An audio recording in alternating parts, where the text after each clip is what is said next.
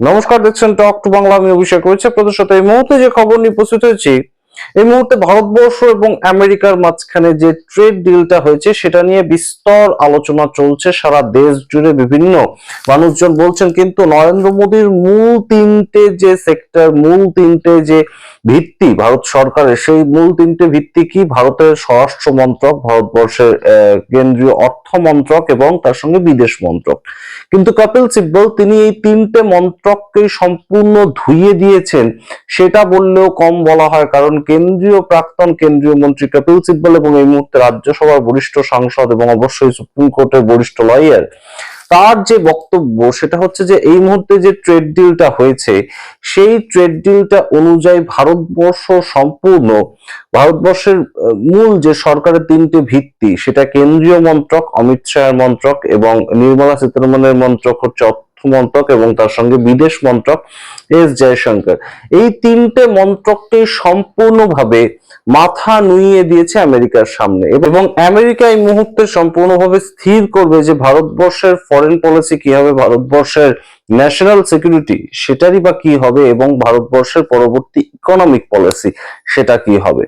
আপনারা শুনুন কপিল সিব্বলের বক্তব্য। কারণ ট্রেড ডিল সম্পর্কে বহু মানুষের বহু মতামত এসেছে, কিন্তু কপিল সিব্বল যে জায়গাটায় একদম আলোকপাত করেছেন সেটা খুব গুরুত্বপূর্ণ জায়গা এবং তিনি একদম বিস্তারিত বুঝিয়ে দিয়েছেন যে কোন কোন জায়গাগুলো ভারতবর্ষের এই মুহূর্তে কম্প্রোমাইজ হচ্ছে এই ট্রেড ডিলের মাধ্যমে।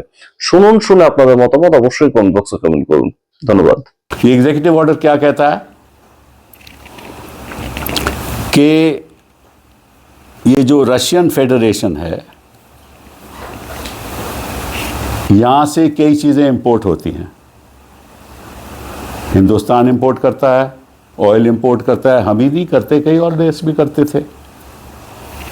तो ये एग्जीक्यूटिव ऑर्डर कहता है कि इस इंपोर्ट को हमें बंद करना होगा। एक तो ये ऑर्डर है, और दूसरा ऑर्डर है एग्जीक्यूटिव ऑर्डर 14329। इस एग्जीक्यूटिव ऑर्डर के तहत अमेरिका ने, यूनाइटेड स्टेट्स ऑफ अमेरिका ने हम पे 25% की पेनल्टी लगाई थी। 25% का टैरिफ आपको याद होगा और 25% की पेनल्टी। बट 25% की जो पेनल्टी है ये एग्जीक्यूटिव ऑर्डर 14066 और 14329 से जुड़ी हुई है कि अगर आप डायरेक्टली या इनडायरेक्टली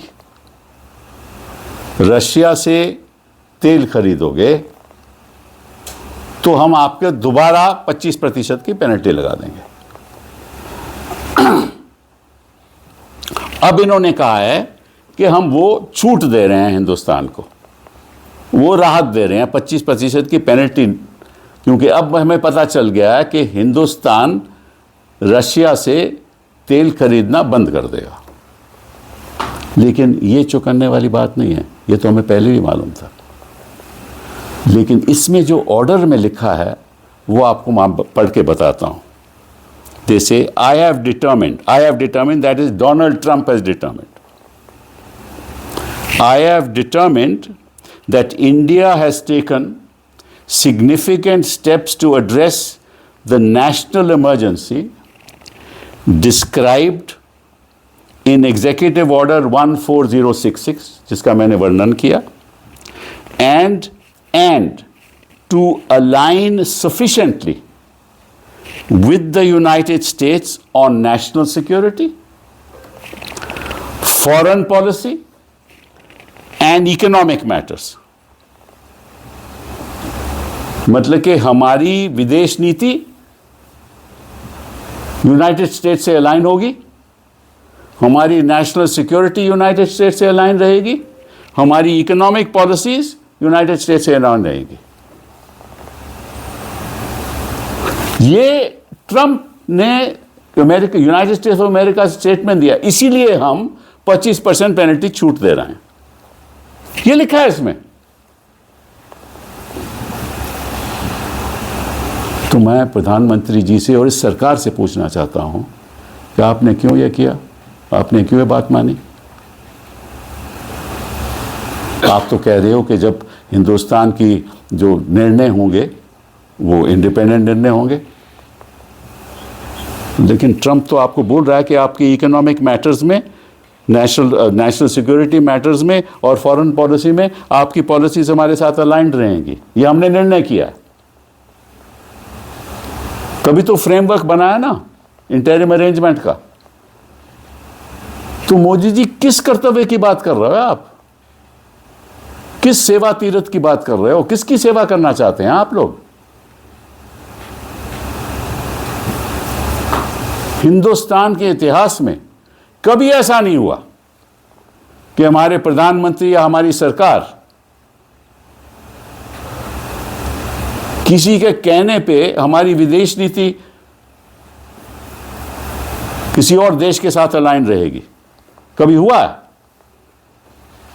पंडित नेहरू ने किया, शास्त्री जी ने किया, चरण सिंह ने किया, देवगौड़ा ने किया, गुजराल ने किया, नरसिम्हा जी ने किया, राजीव गांधी ने किया, अटल बिहारी वाजपेयी जी ने किया, मनमोहन सिंह ने किया? नहीं किया ना। तो किस कर्तव्य की बात करते हो आप? किसका उद्घाटन कर रहे हो आप? कर्तव्य भवन का। और यह आपका कर्तव्य? मैं तो हैरान रह गया। और कोई जवाब नहीं, कोई पार्लियामेंट में स्टेटमेंट नहीं इसके बारे में। पीयूष जी आकर कहते हैं, कॉमर्स मिनिस्टर आके कहते हैं कि हमारी जो आर्थिक स्थिति है वो कंप्लीटली सिक्योर है। सिक्योर कैसे है? सोयाबीन ऑयल हम उनसे इंपोर्ट करेंगे, सिलेक्टेड वेजिटेबल्स इंपोर्ट करेंगे, सेब एप्पल्स इंपोर्ट करेंगे, फ्रूट इंपोर्ट करेंगे, ट्री नट्स इंपोर्ट करेंगे। तो होगा क्या? और जो चारा है, एथेनॉल से बनता जो चारा है जिसको डीडीजी कहते हैं, वो इंपोर्ट होगा। तो चारा वो देंगे, नट्स वो देंगे, फ्रूट वो देंगे। और हमारे व्यापार का क्या होगा? हिमाचल में जो हॉर्टिकल्चर है, हिंदुस्तान में जो हॉर्टिकल्चर है, एप्पल का उत्पादन है, उनका क्या होगा? यही तो एम्प्लॉयमेंट जनरेट करते हैं।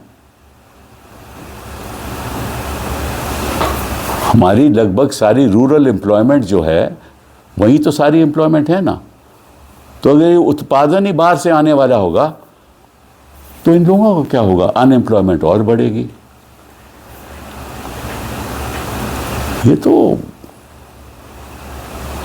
मतलब कि एक दिखावे की बात है।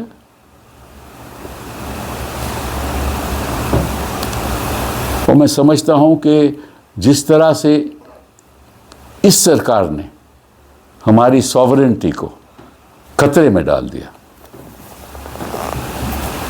आज तक ऐसा नहीं हुआ। और कोई चर्चा नहीं, इस पे कोई चर्चा नहीं।